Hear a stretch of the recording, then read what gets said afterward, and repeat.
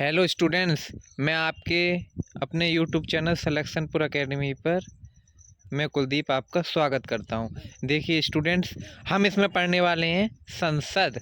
देखो संसद ये काफ़ी वेरी इंपॉर्टेंट टॉपिक है। चाहे आपका एसएससी हो या पीसीएस हो या यूपी ट्रिपल एससी एग्ज़ाम हो, इससे सारे इस टॉपिक से क्वेश्चन पूछे जाते हैं। आइए अब देखो, इस टॉपिक से जितने भी क्वेश्चन बने हैं 30 साल की परीक्षाओं में, वो मैंने इस टॉपिक में सारे क्वेश्चन हल कराए हैं। पहले हम थ्योरी समझेंगे, उसके बाद हम क्वेश्चन हल करेंगे। आइए एक एक पॉइंट को हम अच्छे तरीके से समझते हैं। देखिए स्टूडेंट, संसद संसद का वर्णन अनुच्छेद 79 में है। अब ये 79 में क्यों है, आपका एग्जामिनर क्वेश्चन यहाँ से पूछेगा। जैसे संसद का वर्णन किस अनुच्छेद में करा गया है, तो अनुच्छेद 80 में, अनुच्छेद 85 में, अनुच्छेद 86 में, अनुच्छेद 87 में। तो 79 में करा गया है। क्यों? देखिए संसद तो सेन से ही समझ में आ रहा है, सा तो 7 हो गया, और अंत का शब्द पकड़ लेंगे दा, तो 10। तो 10 तो कोई शब्द होता नहीं है, तो इस हिसाब से कितना हो गया, ये 710 हो गया। तो इस 710 में से हम एक कम कर देंगे तो हो जाएगा 79। तो इसलिए 79 में इसका वर्णन करा गया है। आइए अगला पॉइंट समझते हैं। भारत की संसद का उद्घाटन 1927 में हुआ था। भारत की संघीय व्यवस्था को संसद के नाम से जाना जाता है। जैसे आपका एग्जामिनर क्वेश्चन पूछेगा, भारत की संघीय व्यवस्था को किस नाम से जाना जाता है, संसद, राष्ट्रपति, उपराष्ट्रपति। तो संसद के नाम से। क्यों? क्योंकि देखो इसमें संघीय आ रहा है, तो इससे हम पकड़ लेंगे। संसद की जननी कौन है, तो ये ब्रिटेन है। ठीक है। आपका एग्जामिनर क्वेश्चन ये भी पूछेगा कि संसद का शब्द किस देश से लिया गया है, तो फ्रांस से लिया गया है। आइए, और भारत की संप्रभुता किस में है, तो संसद में है।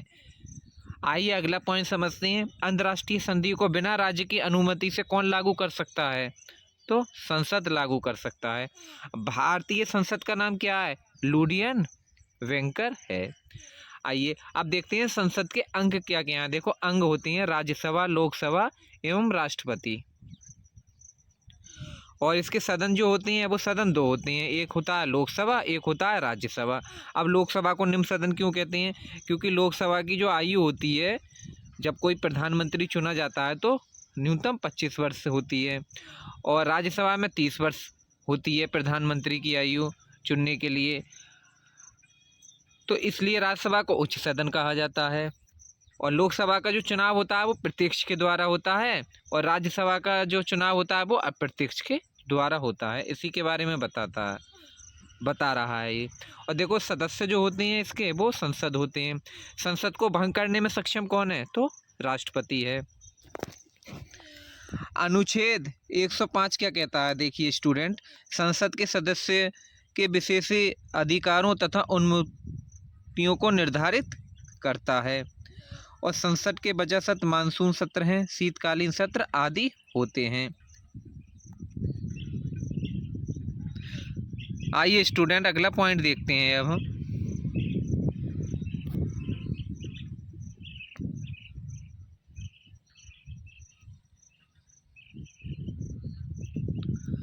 संसद के दो क्षेत्रों के बीच अधिकतम कितने समय का अंतराल दिया जा सकता है, तो 6 महीने।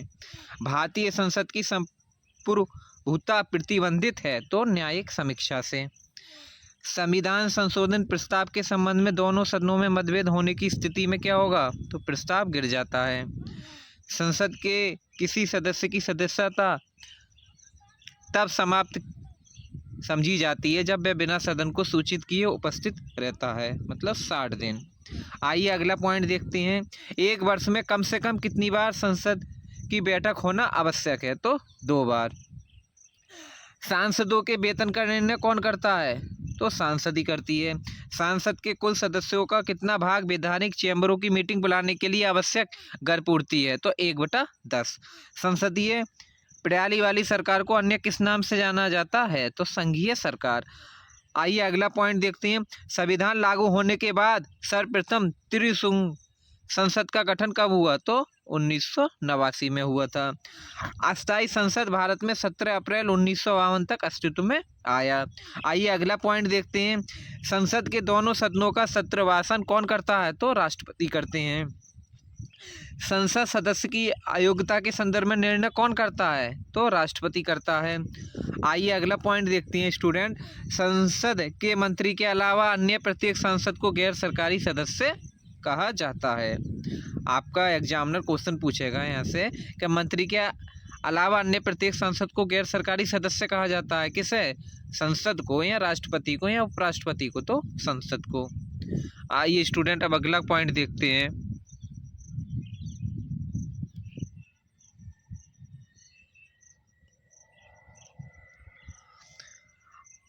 अध्यक्ष संघ लोक सेवा आयोग के पदाधिकारियों को हटाने में कोई भूमिका नहीं होती है। तो संसद की कोई भूमिका नहीं होती है। आइए अनुच्छेद 118 क्या कहता है आपका? संसद के प्रत्येक सदन को अपनी प्रक्रिया और कार्य व्यापार को संचालन को विनियमित करने के लिए नियम बनाने का अधिकार देता है। ठीक है, आपका एग्जामिनर यहाँ से क्वेश्चन पूछेगा कि संसद के प्रत्येक सदन को अपनी प्रक्रिया और कार्य व्यापार को संचालन को विनियमित करने के लिए नियम बनाने का अधिकार कौन सा अनुच्छेद देता है? तो अनुच्छेद 118। संसदीय व्यवस्था में 0 आवर भारत देश की देन है। ये पॉइंट आपको याद रखना है। आइए अगला पॉइंट देखते हैं। देश की सुरक्षा के लिए जिम्मेदार कौन होता है? तो राष्ट्रपति होता है। लाभ के पद का निर्णय कौन करेगा? तो संसद करेगा। आपका एग्जामिनर क्वेश्चन पूछेगा यहाँ से कि लाभ के पद का निर्णय कौन करता है? राष्ट्रपति, प्रधानमंत्री, उपराष्ट्रपति या सांसद? तो सांसद करता है। आइए अगला पॉइंट देखते हैं। संसदीय प्रकार की सरकार का एक लक्षण कार्यपालिका विधायिका के प्रति जवाबदेह होता है। आइए अगला पॉइंट देखते हैं स्टूडेंट्स। संसद द्वारा राष्ट्रीय संकट का अनुमोदन करने की सीमा कितनी होती है? तो 1 महीने होती है। संसद के सदस्यों को संसद अथवा उसकी समितियों में कही गई किसी बात के लिए मुक्त रखा गया है। आपका एग्जामिनर यहाँ से क्वेश्चन पूछेगा कि संसद के सदस्यों को अथवा उसकी समितियों में कही गई किसी बात के लिए मुक्त रखा गया है। तो सांसद को, राष्ट्रपति को, प्रधानमंत्री को। तो आप इसमें क्वेश्चन लगाएंगे संसद को। आइए अगला पॉइंट देखते हैं स्टूडेंट। जब सदन में किसी भी विषय पर हो रही चर्चा को पीठासीन अधिकारी के द्वारा समाप्त कर दिया जाता है तो उसे समापन कहा जाता है। आइए अगला पॉइंट देखते हैं। आमुख शब्द संसद से संबंधित नहीं है। आपका एग्जामिनर यहाँ से क्वेश्चन पूछेगा कि संसद से संबंधित शब्द नहीं है। बर्खास्त करना, निरस्त करना या आमुख करना। तो आप इसमें क्वेश्चन लगाएंगे आमुख करना। वह कौन सा देश है जो संसदीय तथा राष्ट्रपति प्रणाली सरकारों का मिश्रण है? तो वो फ्रांस है। आइए स्टूडेंट अगला पॉइंट देखते हैं। 3 सूचियों में संसद उल्लेख न किए गए विषयों पर विधान बनाएगा। आपका एग्जामिनर यहाँ से क्वेश्चन पूछेगा कि 3 सूचियों में से उल्लेख न किए गए विषयों पर विधान कौन बनाएगा? संसद, राष्ट्रपति, प्रधानमंत्री। तो संसद बनाएगा। इसमें आप क्वेश्चन संसद टिक करेंगे। आइए स्टूडेंट अब अगला पॉइंट देखते हैं। अब हम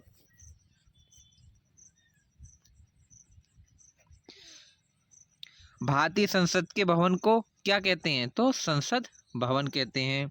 अगला पॉइंट देखते हैं। संसद के वर्तमान सत्र के निष्कासन को क्या कहते हैं? तो सत्रावसान कहते हैं।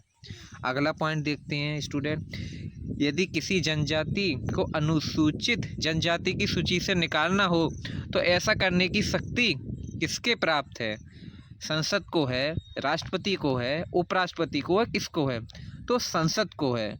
इसमें आप संसद क्वेश्चन टिक करेंगे। अगला पॉइंट देखते हैं। भारत की संसद ने पर्यावरण संरक्षण बिल कब पारित किया? तो 1986 में पारित किया। आपको ये पॉइंट याद रखना है। अब देखो अनुच्छेद 87 क्या कहता है। एक साथ संवेद संसद के दोनों सदनों में राष्ट्रपति अभिभाषण देता है। आपका एग्जामिनर यहाँ से क्वेश्चन पूछेगा कि एक साथ संवेद संसद के दोनों सदनों में राष्ट्रपति अभिभाषण कौन सा अनुच्छेद देता है? अनुच्छेद 87, अनुच्छेद 80, अनुच्छेद 89। तो अनुच्छेद 87 क्यों देता है? देखो एक साथ आ रहा है तो 7 से हम पकड़ लेंगे 87। इस तरीके से आप इसे याद रखना। आइए अब अनुच्छेद 122 देखते हैं। न्यायालय द्वारा संसद की कार्रवाई की जांच करना प्रतिबंधित किया गया है। ये आपका अनुच्छेद 122 कहता है। अनुच्छेद 122 क्या कहता है? दोबारा देखते हैं। न्यायालयों द्वारा संसद की कार्रवाई की जांच करना प्रतिबंधित किया गया है। आइए अगला पॉइंट देखते हैं। अनुच्छेद 265। विधि के प्राधिकार के बिना ना तो कोई कर लगाया जा सकता है और ना ही एकत्रित किया जा सकता है। यह अनुच्छेद 265 कहता है। आपका एग्जामिनर यहाँ से क्वेश्चन पूछेगा कि विधि के प्राधिकार के बिना ना तो कोई कर लगाया जा सकता है और ना ही एकत्रित किया जा सकता है। कौन से अनुच्छेद के द्वारा? तो अनुच्छेद 265 के द्वारा। व्यय का अनुमान अनुदान का अनुरोध किसके समक्ष रखा जाता है? तो संसद के समक्ष रखा जाता है। इसे आप याद रखना। आइए अगला पॉइंट देखते हैं। भारतीय संसद का सचिवालय सरकार से स्वतंत्र है। आइए अगला पॉइंट देखते हैं। भारतीय संसद का स्वर्ण जयंती समारोह कब बनाया गया? तो 13/5/2002 को बनाया गया। आइए अगला पॉइंट देखते हैं। भारतीय संविधान में अवशिष्ट शक्तियाँ किसको सौंपी गई हैं? तो संघीय संसद को सौंपी गई हैं। यहाँ से आपका एग्जामिनर क्वेश्चन पूछेगा कि भारतीय संविधान में अवशिष्ट शक्तियाँ किसको सौंपी गई हैं? राष्ट्रपति को, उपराष्ट्रपति को या संघीय संसद को? तो आप क्वेश्चन लगाएंगे इसमें संघीय संसद को। आइए स्टूडेंट अब अगला पॉइंट देखते हैं हम। किसने कहा था संसदीय लोकतंत्र का अर्थ है एक व्यक्ति और एक मत? तो ये कहा था BR अम्बेडकर ने। आइए अगला पॉइंट देखते हैं। भारत में किसकी स्वीकृति के बिना कोई भी सरकारी खर्चा नहीं किया जा सकता? तो संसद के द्वारा कोई खर्चा नहीं किया जा सकता। अगला पॉइंट देखते हैं। संसद में अपनी राय देने के लिए किस अधिकारी को आमंत्रित किया जा सकता है? तो महान न्यायवादी को। आपका एग्जामिनर यहाँ से क्वेश्चन पूछेगा संसद में अपनी राय देने के लिए किस अधिकारी को आमंत्रित किया जा सकता है? तो महान न्यायवादी को, महालेखक परीक्षक को या महाधिवक्ता को?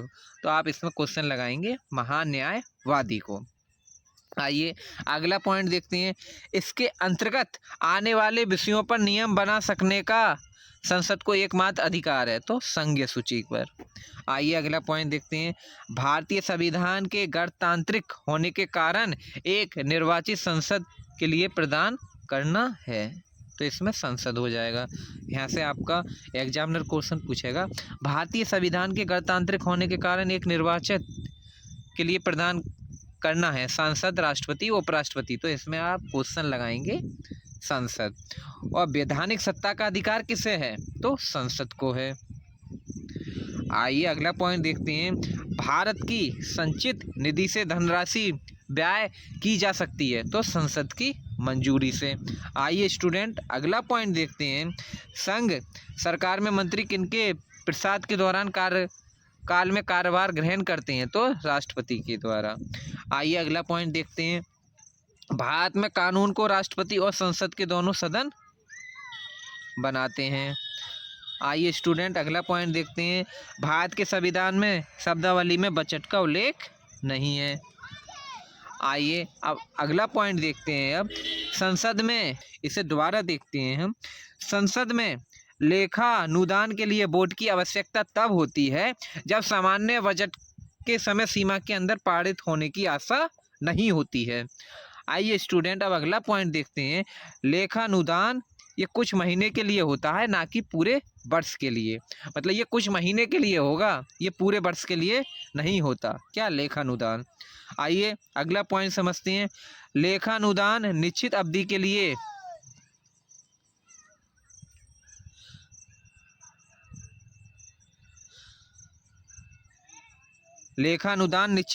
लिए भारतीय संचित निधि से धन निकालने के लिए बना होता है। आइए अगला पॉइंट देखते हैं। लेखा अनुदान बजट के लिए बना होता है।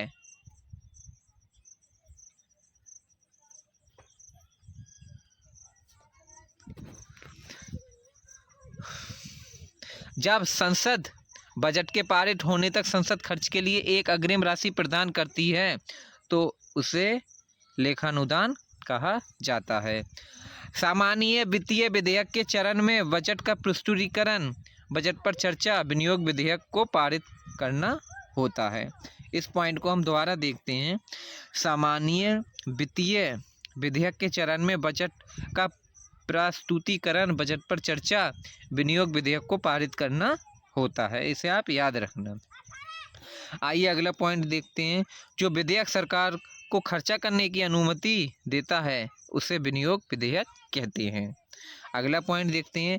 बजट की मांग को कम करने के लिए बजट पर कटौती प्रस्ताव लाया जाता है। ये 3 प्रकार का होता है। कटौती प्रस्ताव का उद्देश्य सरकार के सभी वित्तीय लेन देन को निरस्त करना होता है। आइए अगला पॉइंट देखते हैं। जब वार्षिक केंद्रीय बजट में लोकसभा के द्वारा पारित नहीं होता तो प्रधानमंत्री अपनी मंत्रिपरिषद को त्यागपत्र देना प्रस्तुत करता है। देखिए, कटौती प्रस्ताव 3 तरह के होते हैं। इसे आप सेंस से ही हल कर ले जाएंगे। जैसे नीतिगत कटौती प्रस्ताव या नीति निर्मोदन प्रस्ताव। बजट की मांग को घटाकर 1 रुपये कर दिया जाता है। जैसे यहाँ से क्वेश्चन आपका एग्जामिनर पूछेगा, बजट की मांग को घटाकर 1 रुपये कर दिया जाता है, तो नीतिगत कटौती प्रस्ताव, अर्थगत कटौती प्रस्ताव या सांकेतिक कटौती प्रस्ताव। तो यहाँ से क्या लगाएंगे आप? नीतिगत कटौती प्रस्ताव। और अर्थगत कटौती या मितव्ययिता प्रस्ताव क्या कह रहा है हमारा? बजट की मांग में से एक निर्देशित राशि घटा दी जाती है अर्थगत कटौती प्रस्ताव के द्वारा। ठीक है। अब हमारा अगला पॉइंट क्या कहता है? सांकेतिक कटौती। बजट की मांग में से 100 रुपये कम कर दिए जाते हैं सांकेतिक कटौती प्रस्ताव में या सांकेतिक प्रस्ताव में। अब आपका यहाँ से क्वेश्चन आएगा कि बजट की मांग में से 100 रुपये कम कर दिए जाते हैं, तो नीतिगत कटौती प्रस्ताव के द्वारा, अर्थगत कटौती प्रस्ताव के द्वारा या सांकेतिक कटौती प्रस्ताव के द्वारा। तो सांकेतिक कटौती प्रस्ताव के द्वारा। इसे आप ट्रिक से भी समझ सकती हैं। 100 आ रहा है तो 100 होता है, तो इसलिए इसमें सांकेतिक कटौती प्रस्ताव के बारे में बात कर रहा है। आइए स्टूडेंट, अब अगला पॉइंट देखते हैं। गिलोटिन क्या होती है? समय के अभाव में बजट की चर्चा को रोककर उस पर मतदान करना गिलोटिन कहलाता है। इसका उद्देश्य बजट में होने वाले विलंब को रोकना। गिलोटिन का अर्थ है विधेयक में बहस को बंद कर देना होता है। इस तरीके से आप इसे याद रखना। आइए स्टूडेंट, अब अगला पॉइंट देखते हैं। अब हम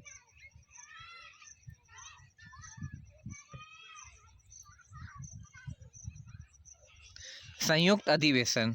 इसमें संसद संयुक्त अधिवेशन की चर्चा है। ये तब बुलाया जाता है जब लोकसभा और राज्यसभा दोनों संसद में विवाद हो, तो राष्ट्रपति संयुक्त अधिवेशन में बुलाते हैं। इसकी अध्यक्षता लोकसभा अध्यक्ष करता है। संसद की संयुक्त बैठक को राष्ट्रपति संबोधित करता है। जब किसी विधेयक पर संसद के दोनों सदनों की संयुक्त बैठक होती है तो निर्णय कुल सदस्य के स्पष्ट बहुमत से लिया जाता है। आइए आप देखते हैं पॉइंट नोट। संविधान संशोधन विधेयक, धन विधेयक संयुक्त अधिवेशन नहीं लाया जा सकता। अब संयुक्त अधिवेशन कौन से विधेयक पर नहीं लाया जा सकता है? तो संविधान संशोधन विधेयक पर और धन विधेयक पर। इस पॉइंट को आप याद रखना। अब तक 3 बार संयुक्त अधिवेशन बुलाया गया है। दहेज उन्मूलन पर, बैंकिंग सुधार पर और आतंकवाद पर।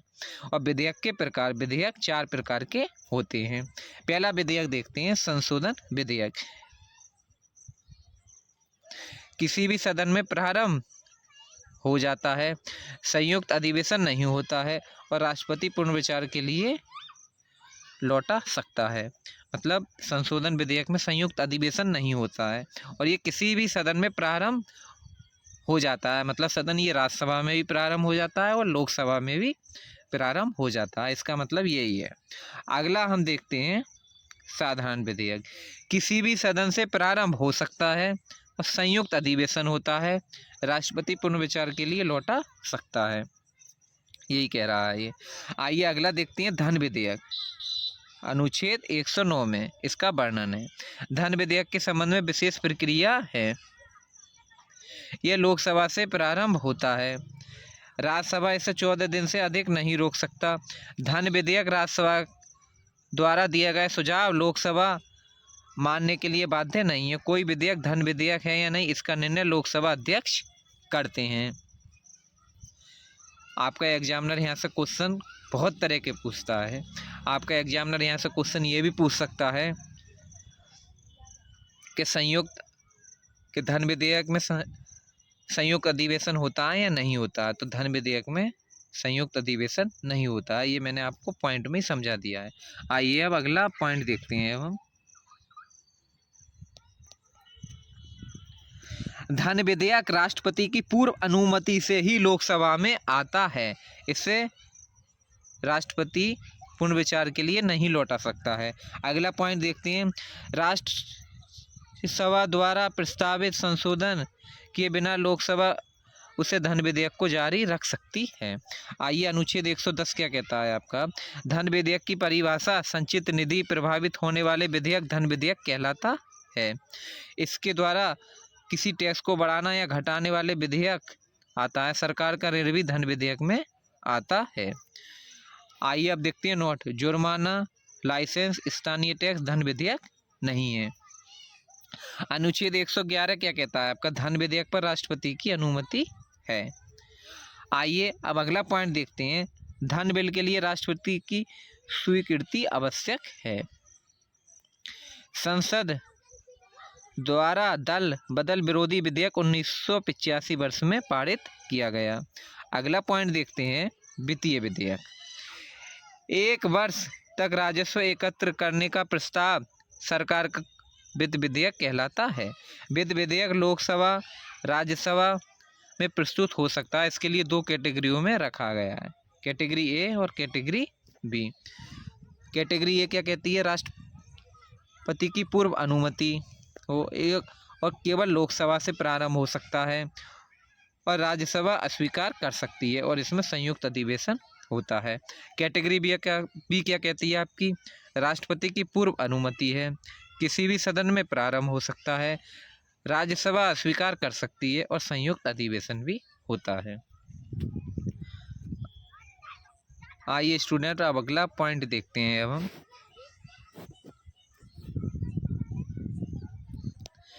संसद के प्रत्येक सदन द्वारा अलग विशेष बहुमत से पारित संशोधन विधेयक होना चाहिए। आइए प्रश्नकाल क्या कहता है हमारा, ये 11 बजे से 12 PM तक होता है। ये नाम से ही स्पष्ट है कि इसमें प्रश्न पूछे जाते हैं। इसे प्रश्नकाल में जो भी प्रश्न पूछे जाते हैं उन्हें कम से कम 10 दिन पहले सूचना संसद के अधिकारियों को महासचिव को दी जाती है। इसमें 4 तरह के प्रश्न पूछे जाते हैं। इसमें 3 तरह के प्रश्न सदस्य मंत्री से पूछते हैं। आइए अब एक एक को हम अच्छे तरीके से समझते हैं। तारांकिक प्रश्न, इसका मतलब होता है मौखिक। इसमें मौखिक प्रश्न पूछे जाते हैं। इसमें एक दिन में 20 प्रश्न पूछे सकते हैं और एक सदस्य अधिकतम 5 प्रश्न पूछ सकते हैं। इसके स्पष्टीकरण के लिए पूरक प्रश्न पूछे जा सकते हैं। आइए अब अगला पॉइंट देखते हैं बी। अतारांकित का मतलब होता है लिखित, तो अतारांकित समझते हैं अब हम। इसमें लिखित प्रश्न पूछे जाते हैं और एक दिन में 230 प्रश्न पूछे जा सकते हैं। मतलब अतारांकित में इसमें लिखित प्रश्न पूछे जाते हैं और एक दिन में 230 प्रश्न पूछे जा सकते हैं। आइए अगला देखते हैं अल्प सूचना प्रश्न। इसमें 10 दिन में कम दिनों में सूचना दे सकते हैं और इसका जवाब मौखिक मिलता है। मतलब अल्प सूचना प्रश्न के लिए 10 दिन कम दिनों में सूचना दे सकते हैं और इसका जवाब मौखिक मिलता है। ये हमारा पॉइंट कह रहा है। अगला पॉइंट देखते हैं गैर सरकारी सदस्य पूछे जाने वाले प्रश्न। जरूरी नहीं है कि मंत्री से ही प्रश्न पूछे जाएं। जो मंत्री नहीं है अर्थात गैर सरकारी, उनसे भी प्रश्न पूछ सकते हैं आप अपने क्षेत्र में कौन सा कार्य किए हैं। आइए आप समझते हैं हम शून्यकाल। इसमें बिना सूचना दिए ही प्रश्न पूछे जाते हैं। सबसे ज़्यादा हंगामा शून्यकाल में होता है भारतीय मीडिया ने इसका नाम 1962 में शून्यकाल रखा। शून्यकाल में संसद द्वारा विश्व संसदीय प्रणाली में अभिनय चर्चा प्रक्रिया समिति की गई है। शून्यकाल संसदीय भारत की देन है। अगला पॉइंट देखते हैं, लोकसभा में शून्यकाल की अवधि अधिक से अधिक अनिश्चित काल के लिए होती है। शून्यकाल लोकसभा अध्यक्ष विवेक का अधिकार होता है। शून्यकाल संसद के सदस्य के लिए औपचारिक रूप से निर्धारित उपकरण नहीं है। आइए स्टूडेंट अगला पॉइंट देखते हैं।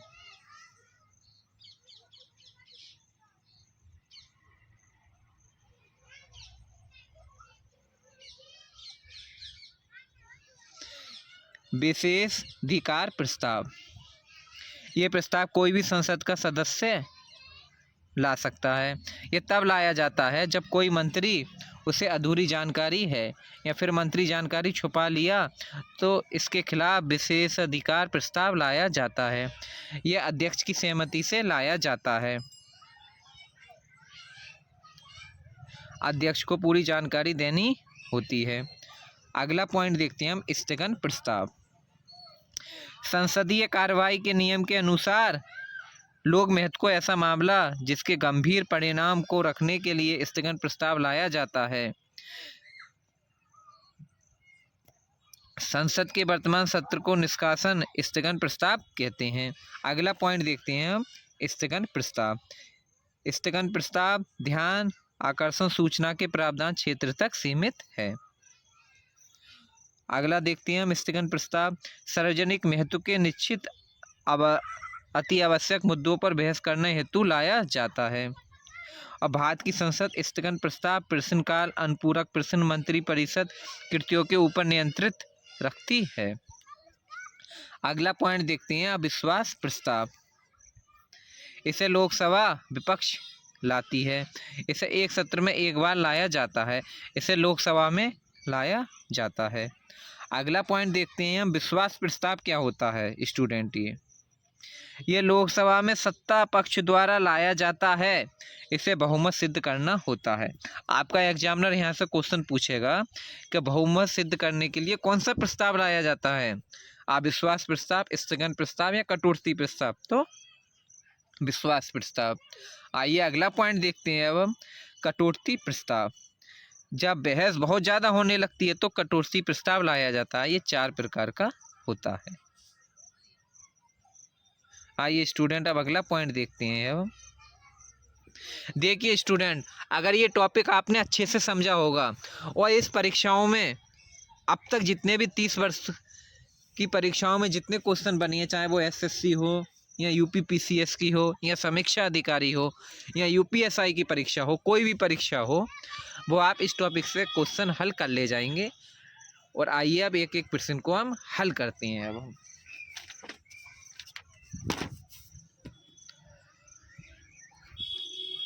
भारत की संघीय व्यवस्थापिका को किस नाम से जाना जाता है? तो सांसद। अगला क्वेश्चन देखते हैं, भारतीय संसद के कितने सदन होते हैं? मैंने आपको बताया था सदन होते हैं राज्यसभा, लोकसभा, तो हमारे 2 सदन होते हैं। अगला क्वेश्चन देखते हैं, सदन का स्थायी सदन है, स्थायी सदन कौन सा है हमारा? तो राज्यसभा है।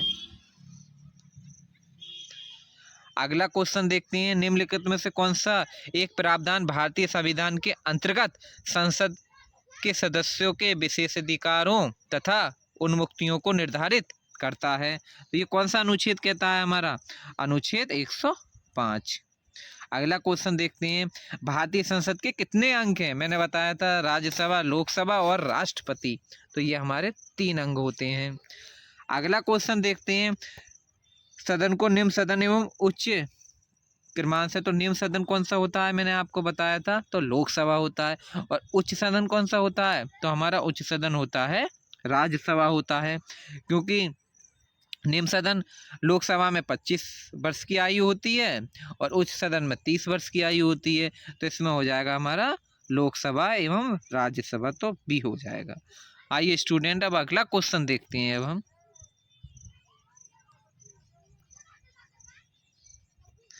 संसद को भंग करने के लिए कौन सक्षम है? तो राष्ट्रपति सक्षम है। भारतीय संसद की संप्रभुता प्रतिबंधित है। तो इसमें आपका उस क्वेश्चन हो जाएगा न्यायिक समीक्षा से। अगला क्वेश्चन देखते हैं, संसद के कितने सत्र होते हैं? तो बजट सत्र भी होता है, मानसून सत्र भी होता है और शीतकालीन सत्र भी होता है। तो उपयुक्त सभी हो जाएगा इसमें हमारा उस। अगला क्वेश्चन देखते हैं, संसद के 2 सत्रों के बीच अधिकतम कितना अंतराल दिया जा सकता है? तो 6 महीने का। भारतीय संसद के दोनों सदनों की संयुक्त बैठक के संबंध में होती है। तो संयुक्त बैठक कौन से विधेयक के संबंध में होती है? मैंने आपको ये पीछे ही समझाया था। तो इसमें हो जाएगा हमारा साधारण विधेयक। आइए अगला क्वेश्चन देखते हैं। अब हम संसद के दोनों सदनों का संयुक्त अधिवेशन आयोजित होता है। तो भारत के राष्ट्रपति के निर्वाचन के लिए? ये तो नहीं है। संविधान में संशोधन से संबंधित विधेयक को पारित करने के लिए? ये भी नहीं है। भारत के उपराष्ट्रपति के निर्वाचन के लिए? इसका कोई मतलब ही नहीं है। अगला देखते हैं, एक ऐसा विधेयक पर विचार करना और उस पारित करने के लिए जिस पर दोनों सदन में मतभेद हो। तो ये हमारा हो जाएगा चौथा। तो डी हो जाएगा विकल्प। आइए अब अगला पॉइंट देखते हैं। अब हम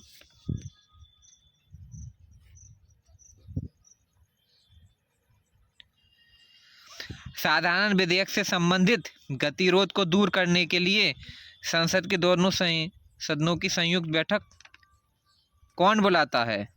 तो लोकसभा अध्यक्ष बुलाता है। आइए स्टूडेंट अगला पॉइंट देखते हैं, लोकसभा और राज्यसभा की संयुक्त बैठक कब होती है?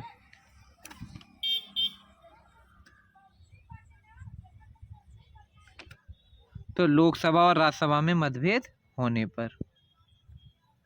15वां क्वेश्चन देखते हैं, संसद के दोनों सदनों के साथ बैठने पर निम्न होता है। एक बिल जिस पर दोनों सदन सहमत ना हो उस पर विचार करना और पास होना।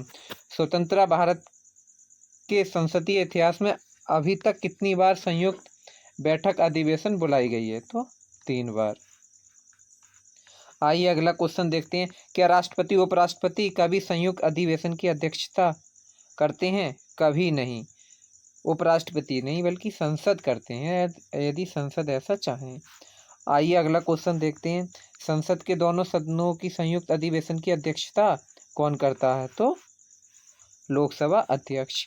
संसद के संयुक्त बैठक को कौन संबोधित करता है? कौन संबोधित करेगा? तो राष्ट्रपति। आइए स्टूडेंट, संसद के संयुक्त अधिवेशन में विधेयक पारित होता है। तो इसका आंसर हो जाएगा हमारा दोनों सदन के कुल उपस्थित तथा मतदान सदस्यों के सामान्य बहुमत द्वारा।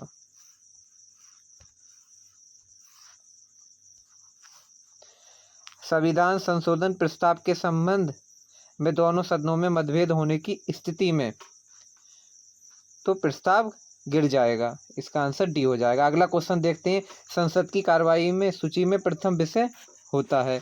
तो इसका आंसर हो जाएगा हमारा,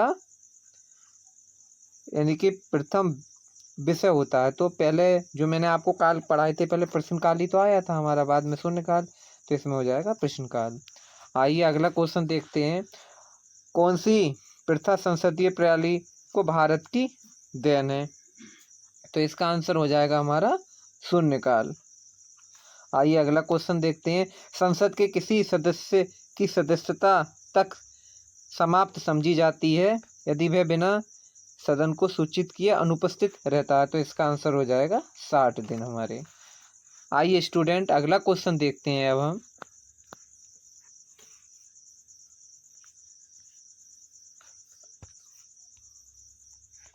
एक वर्ष में कम से कम कितनी बार संसद की बैठक होना आवश्यक है? तो इसका आंसर हो जाएगा हमारा 2 बार। अगला क्वेश्चन देखते हैं, भारतीय संसद के दोनों सदनों द्वारा अलग अलग विशेष बहुमत से पारित होना आवश्यक है। तो इसका आंसर क्या हो जाएगा हमारा, संशोधन विधेयक से। अगला क्वेश्चन देखते हैं, सांसदों के वेतन का निर्णय कौन करता है? तो खुद सांसद ही करती है, इसका आंसर हो जाएगा। आइए अगला क्वेश्चन देखते हैं, संसद के कुल सदस्यों का कितना भाग वैधानिक चैम्बरों की मीटिंग बुलाने के लिए आवश्यक घर पूर्ति है? तो 1/10। संसदीय प्रणाली वाली सरकार को अन्य किस नाम से जाना जाता है? तो संघीय सरकार को। आइए अगला क्वेश्चन देखते हैं, संविधान लागू होने के बाद सर्वप्रथम त्रिसंघ संसद का गठन कब हुआ?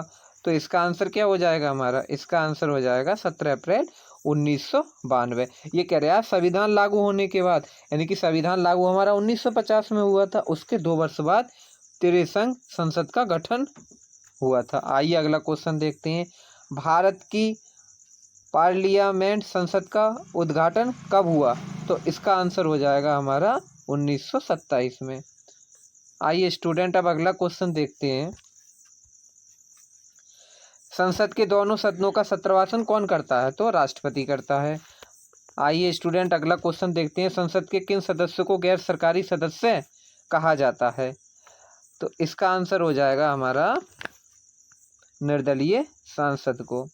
अगला क्वेश्चन, भारत सरकार के निर्णय अनुसार संसद एक सदस्य अपने क्षेत्र के विकासात्मक कार्य हेतु कितनी राशि खर्च कर सकता है? 5 करोड़ रुपए। किसी सांसद सदस्य की अयोग्यता के संदर्भ में निर्णय कौन करता है? तो इसका आंसर क्या हो जाएगा, राष्ट्रपति। अगला क्वेश्चन, निम्न में से कौन सी पदाधिकारियों को हटाने में संसद की कोई भूमिका नहीं होती? तो इसका आंसर हो जाएगा हमारा केवल तीसरा, यानी कि जो संसद की जो भूमिका होती है वो उच्च न्यायालय के न्यायाधीश को भी हटा सकता है, उच्चतम न्यायालय के न्यायाधीश को, नियंत्रक लेखक और महालेखक परीक्षक को भी, लेकिन अध्यक्ष संघ लोक सेवा आयोग को नहीं हटा सकता, क्योंकि ये जो पद होता है ये संसद से बड़ा होता है, इसलिए। आइए स्टूडेंट अब अगला क्वेश्चन देखते हैं। अब हम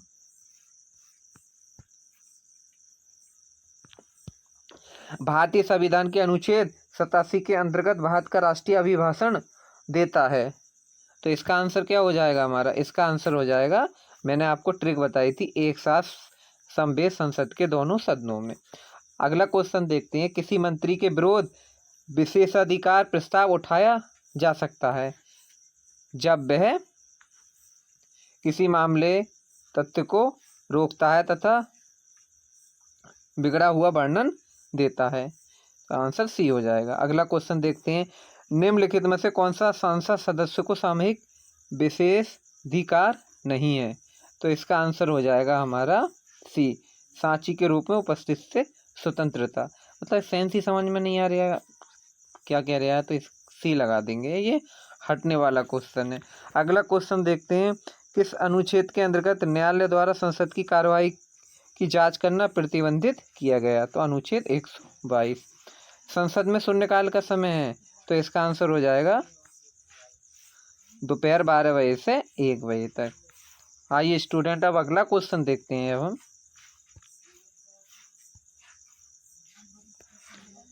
शून्यकाल संसदीय व्यवस्था को किस देश की देन है?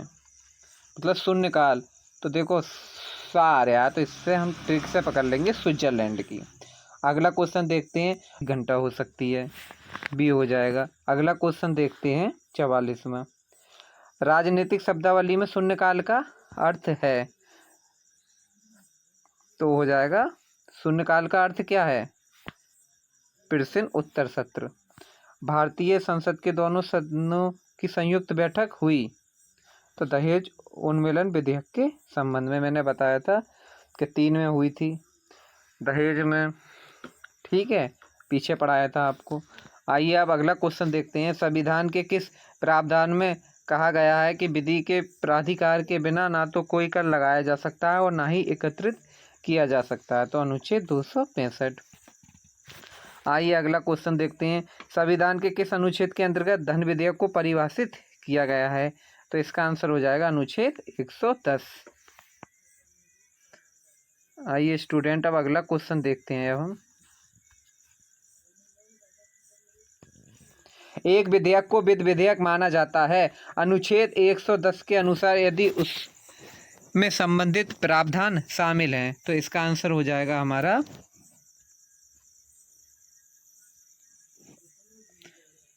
भारत सरकार उधार लेने का नियम है, बात सही है। भारत के समेकित निधि की निगरानी, यह बात भी सही है। किसी राज्य के खाते लेखों की परीक्षाएं उपयुक्त सभी, तो उपयुक्त सभी हो जाएगा। अगला क्वेश्चन देखते हैं, निम्न में से कौन सा विषय धन विधेयक के उपबंध में सम्मिलित नहीं किया गया? तो सम्मिलित नहीं किया गया जुर्माना या अर्धदंड से संबंधित उपबंध, तो इसमें डी हो जाएगा। अगला क्वेश्चन देखते हैं, यदि धन विधेयक इसका निर्णय कौन करता है? तो लोकसभा अध्यक्ष करता है। अगला क्वेश्चन देखते हैं, वित्त विधेयक को प्रस्तुत करने के विषय में निम्नलिखित में से कौन सा कथन सही है? तो इसमें हमारा आंसर हो जाएगा यह लोकसभा में प्रस्तुत किया जाता है। अगला क्वेश्चन देखते हैं, भारत सरकार द्वारा धन विधेयक सदन में पेश किया जाता है। भारत सरकार द्वारा धन विधेयक सदन में पेश किया जाता है, तो इसका आंसर हो जाएगा हमारा लोकसभा में। अगला क्वेश्चन देखते हैं हम, निम्नलिखित में से कौन सा शब्दावली भारत के संविधान में उल्लेखित नहीं है? तो इसका आंसर हो जाएगा हमारा बजट नहीं है। आइए स्टूडेंट अगला क्वेश्चन देखते हैं अब हम, निम्नलिखित में से कौन सा कथन सही है? तो इसका जो आंसर हो जाएगा हमारा, धन विधेयक लोकसभा में पुनः स्थापित किया जाता है, डी हो जाएगा। अगला क्वेश्चन देखते हैं, लोकसभा द्वारा पारित धन विधेयक के राज्यसभा द्वारा भी पारित मान लिया जाएगा यदि राज्यसभा द्वारा उस पर कोई कार्रवाई नहीं की जाती? तो 14 दिन तक। आइए अगला क्वेश्चन देखते हैं, कोई विधेयक जिसमें व्यय अंतर्वलित और अनुच्छेद 110 में विनिर्दिष्ट कोई विषय उसमें सम्मिलित नहीं है, उसे क्या कहेंगे? तो उसे संसद के किसी भी सदन में प्रारंभ किया जा सकता है, बी हो जाएगा। आइए स्टूडेंट अब अगला क्वेश्चन देखते हैं। अब आर्थिक सर्वेक्षण प्रतिवर्ष संसद में प्रस्तुत किया जाता है, तो इसका आंसर क्या हो जाएगा हमारा? इसका आंसर हो जाएगा आगामी वर्ष के बजट के प्रस्तुतिकरण के पूर्व। आइए स्टूडेंट अगला क्वेश्चन देखते हैं, लेखा अनुदान संघ सरकार की अनुमति प्रदान करता है, तो निश्चित अवधि के लिए भारतीय संचिव निधि से धन निकालने के लिए। लेखा अनुदान बना है, तो इसमें हमारा आंसर क्या हो जाएगा? लेखा अनुदान किसके लिए बना है भाई? लेखा अनुदान बना है बजट के लिए। अगला क्वेश्चन देखते हैं, संसद में लेखा के लिए वोट आवश्यक है, तो इसका आंसर क्या हो जाएगा? जब सामान्य बजट के समय सीमा के अंदर पारित होने की आशा नहीं होती। आइए स्टूडेंट अगला क्वेश्चन देखते हैं। अब हम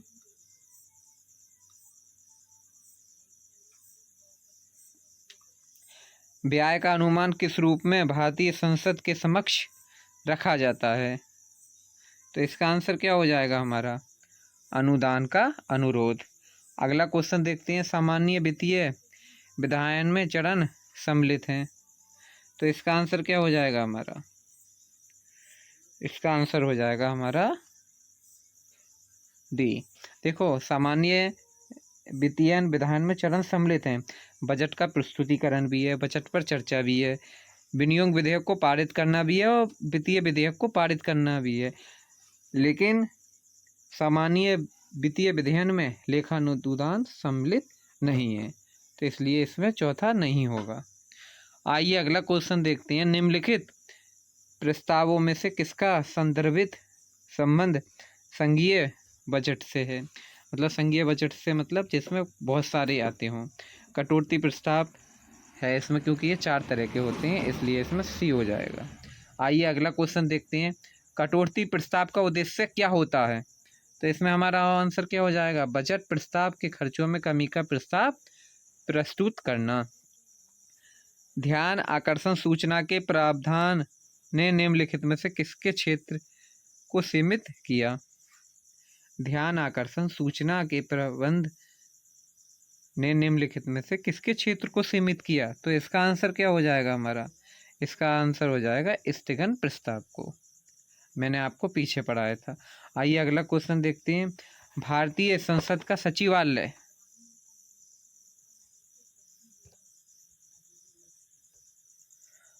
भारत संसद का सचिवालय है, तो इसमें हमारा आंसर क्या हो जाएगा? सरकार से स्वतंत्र है।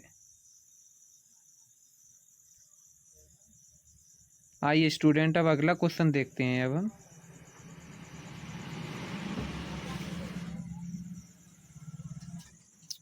भारतीय संसद का स्वर्ण जयंती समारोह बनाया गया था 13/5/2000 को। निम्नलिखित में से कौन सा सही सम्मिलित नहीं है? तो इसमें हमारा आंसर कौन सा हो जाएगा? लेखानुदान बजट की मांग को पूर्ण रूप से वित्तीय वर्ष के लिए पारित करना, नहीं वित्तीय वर्ष के लिए नहीं, लेखानुदान जो होता है कुछ महीनों के लिए होता है, तो इसमें आंसर हमारा डी हो जाएगा। भारत की संसद किनके द्वारा मंत्रिपरिषद के कृत्यों के ऊपर नियंत्रित रखती है? तो इसमें हमारा आंसर क्या हो जाएगा? इसमें आंसर हो जाएगा हमारा डी, क्योंकि वो स्थगन प्रस्ताव के द्वारा भी रखती है और प्रश्नकाल, अनुपूरक प्रश्न और अनुपूरक प्रश्न, तो तीनों हो जाएगा। संसदीय प्रकार में गिलोटिन का क्या अर्थ है? तो इसमें हमारा आंसर क्या हो जाएगा? विधेयक पर बहस को बंद कर देना, ये गिलोटिन का अर्थ है। इसे आप याद कर लेना। आइए अगला क्वेश्चन देखते हैं। यदि किसी जनजाति को अनुसूचित जनजाति की सूची से निकालना हो, ऐसा करने की शक्ति किसके पास है? तो संसद के पास है। आइए स्टूडेंट अब अगला क्वेश्चन देखते हैं। अब हम कटौती प्रस्ताव में जब मांग की राशि 100 से कम कर दी जाती है तो उसे क्या कहते हैं? मैंने बताया था 100, तो 7 से आ रहा है सांकेतिक कटौती, ट्रेक है। अगला क्वेश्चन देखते हैं। भारत की संसद ने पर्यावरण संरक्षण बिल किस वर्ष पारित किया? तो इसका आंसर हमारा क्या हो जाएगा? तो 1986 में। संसद के सदस्यों के लिए औपचारिक रूप से निर्धारित उपकरण नहीं है, शून्यकाल नहीं है। भारतीय संसद द्वारा दल बदल विरोधी विधेयक किस वर्ष पारित किया गया? तो इसका आंसर क्या हो जाएगा हमारा? 1985। भारतीय संविधान में अपशिष्ट शक्तियां किसको सौंपी गईं? तो संघ संसद को। भारत की अंतकालीन संसद में कितने सदस्य थे? तो 296 सदस्य थे। किसने कहा था संसदीय लोकतंत्र का अर्थ है एक व्यक्ति और एक मत? तो भीमराव अंबेडकर ने। आइए स्टूडेंट अब अगला क्वेश्चन देखते हैं। अब हम भारतीय संसद द्वारा विश्व संसदीय प्रणाली में कौन सी अभिन्न चर्चा प्रक्रिया समाविष्ट की गई? तो शून्यकाल में। निम्न में से किस पर किए गए खर्च के लिए हर वर्ष बजटीय अनुमोदन लेने की जरूरत नहीं है? तो इसका आंसर हो जाएगा हमारा प्राकृतिक संगठन। अगला क्वेश्चन देखते हैं। एक वर्ष तक राजस्व एकत्र करने का प्रस्ताव सरकार किस विधेयक द्वारा करती है? तो इसका आंसर हो जाएगा हमारा एक वर्ष तक राजस्व एकत्र करने का प्रस्ताव सरकार किस विधायक द्वारा करती है? आर्थिक विधेयक, वित्त विधेयक, अनुपूरक विधेयक, कोई नहीं, तो इसका आंसर हो जाएगा कोई नहीं। अगला क्वेश्चन देखते हैं। भारतीय संसद राज्य के किस विषयों पर कानून बनाने के लिए सक्षम है? तो अनुच्छेद 352 के अंतर्गत आपात स्थिति लागू होता। भारत में किसकी स्वीकृति के बिना कोई भी सरकारी खर्चा नहीं किया जा सकता? तो संसद के। किस विधानमंडल के किसी सदस्य द्वारा प्रस्तुत प्रस्ताव को जन हेतु का अभिलंब मामला मानते हुए जो चर्चा की जाती है उसे क्या कहते हैं? तो इसे स्थगन प्रस्ताव कहते हैं। आइए स्टूडेंट अगला क्वेश्चन देखते हैं। भारतीय संविधान के अधिकांश उपबंधों का संशोधन किया जा सकता है? तो अकेले संसद द्वारा। संसद में अपनी राय देने के लिए किस अधिकारी को आमंत्रित किया जा सकता है? तो महान न्यायवादी को। आइए स्टूडेंट अगला क्वेश्चन देखते हैं। संसदीय व्यापार में शून्यकाल दखल भारत में कब शुरू हुआ था तो 1962 में। किसके अंतर्गत आने वाले विषयों पर नियम बना सकना का संसद को एकमात्र अधिकार है? तो संघीय सूची का। आइए अगला क्वेश्चन देखते हैं। संघीय संसद की संयुक्त बैठक किसके लिए बुलाई जा सकती है? तो इसका आंसर हो जाएगा हमारा किसी गैर वित्तीय विधेयक पर दोनों सदनों में गतिरोध के समाधान हेतु। आइए स्टूडेंट अगला क्वेश्चन देखते हैं। अब हम कौन सा अनुच्छेद संसद के प्रत्येक सदन को अपनी प्रक्रिया और कार्य व्यवहार के संचालन को विनियमित करने के लिए नियम बनाने का अधिकार देता है? तो इसका आंसर हो जाएगा अनुच्छेद 118।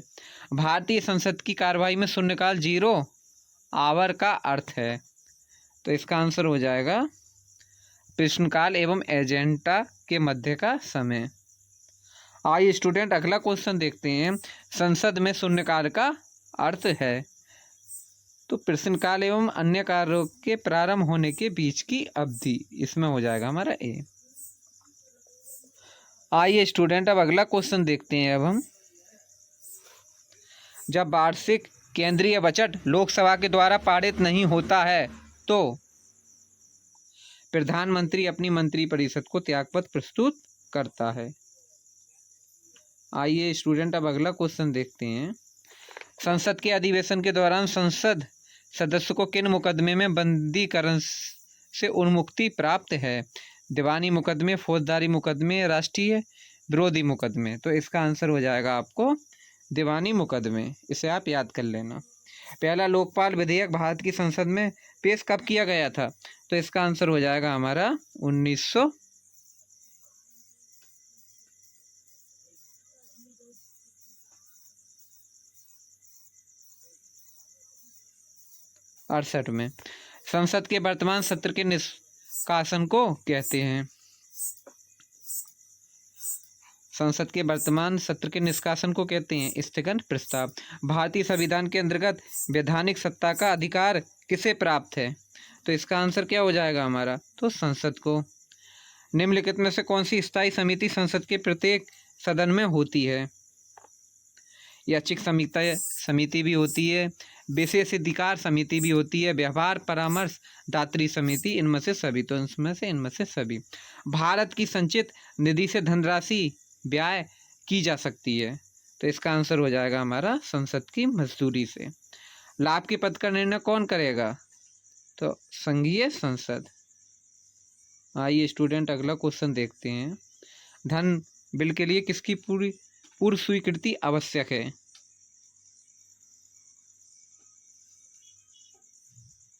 तो भारत का राष्ट्रपति। निम्न में से कौन सा संसदीय प्रकार की सरकार का एक लक्षण है? तो इसमें आंसर हो जाएगा कार्यपालिका विधायिका के प्रति जवाबदेह है। आइए स्टूडेंट अगला क्वेश्चन देखते हैं। संसद द्वारा राष्ट्रीय संगठन का अनुमोदन करने की समय सीमा क्या है? तो इसमें ऑप्शन हो जाएगा 1 मास। अगला क्वेश्चन देखते हैं। लोकसभा द्वारा धन की अग्रिम स्वीकृति किस कार्य के लिए दी जाती है? तो इसमें आंसर हो जाएगा बजट प्रस्तुत किए जाने तथा उसके पारित किए जाने के मध्य होने वाले खर्च के लिए। आइए स्टूडेंट अब अगला क्वेश्चन देखते हैं। बजट के साथ कौन से विधेयक संसद में प्रस्तुत किए जाते हैं? तो इसका आंसर हो जाएगा हमारा वित्तीय विधेयक तथा विनियोग विधेयक। अगला क्वेश्चन देखते हैं। संसद के सदस्यों को किस मामले में कानूनी कार्रवाई से मुक्त रखा गया है? तो संसद अथवा समितियों में कही गई किसी बात के लिए। संसदीय भाषा में समापन का अर्थ है अधिवेशन में चल रहे वाद विवाद को समाप्त कर देना। जब किसी विधेयक पर संसद के दोनों सदनों की संयुक्त बैठक होती है तो निर्णय कौन लेता है? कुल सदस्यों के स्पष्ट बहुमत से लिया जाता है। अगला क्वेश्चन देखते हैं। जब संसद बजट के पारित होने तक संसद खर्च के लिए एक अग्रिम राशि प्रदान करती है, इसे कहा जाता है लेखा अनुदान। निम्न में से कौन सा संसद से संबंधित नहीं है? तो आमुख।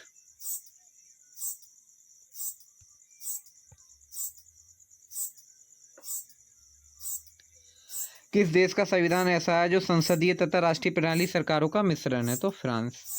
भारतीय संविधान की 3 सूचियों में से किसी में भी उल्लेख न किए गए विषयों पर विधान कौन बनाएगा? तो इसका आंसर हो जाएगा संसद। भारतीय संसद के भवन को कहा जाता है? तो संसद भवन। संसद के वर्तमान सत्र के निष्कासन को कहते हैं? तो इसका आंसर हो जाएगा हमारा सत्रावसान। एक विधेयक जो संसद में प्रस्तुत किया जाता है कौन सी क्रिया के बाद अधिनियम बन जाता है? जब राष्ट्रपति अपनी सहमति दे देता है। यदि लोकसभा द्वारा पारित किया गया धन विधेयक राज्यसभा द्वारा आंशिक रूप से संशोधित किया जाए तो क्या होगा? राज्यसभा द्वारा प्रस्तावित संशोधन किए बिना लोकसभा इस विधेयक को जारी रख सकती है।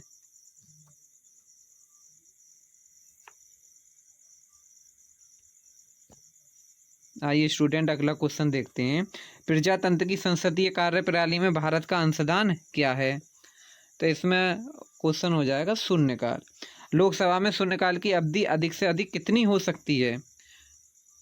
तो अनिश्चित काल के लिए। आइए अगला क्वेश्चन देखते हैं। सदन में आधे घंटे की बहस के लिए किस नोटिस देना पड़ता है? तो सभापति को।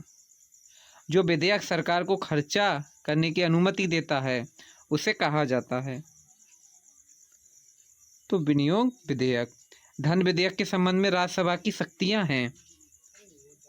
तो इससे के पास कोई शक्ति नहीं है। शून्यकाल किसका विवेकाधिकार होता है? तो इसका आंसर हो जाएगा हमारा शून्यकाल किसका विवेकाधिकार होता है? तो स्पीकर का। भारतीय संविधान के अनुच्छेद